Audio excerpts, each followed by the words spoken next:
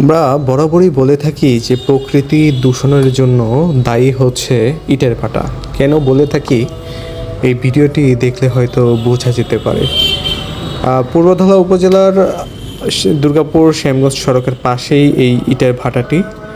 কিভাবে আসলে একটি ইটের ভাটা থেকে কালো ধোঁয়া বের হচ্ছে এটি এই ভিডিওতে দেখা যাচ্ছে। আসলে ইটের ভাটা বলা হয়ে থাকে যে আসলে তারা পরিবেশ সম্মত ইট তৈরি করবে, তবে এটা কতটুকু প্রস্তুত করা হয় এই ভিডিওতে কিন্তু দেখা যায়। মূলত যারা এই ভাটাটি চালান, এই যে কালো ধোঁয়া, এই কালো ধোঁয়ার জন্য আসলে তারা কি করেন, এটা আসলে আমাদের প্রশ্ন।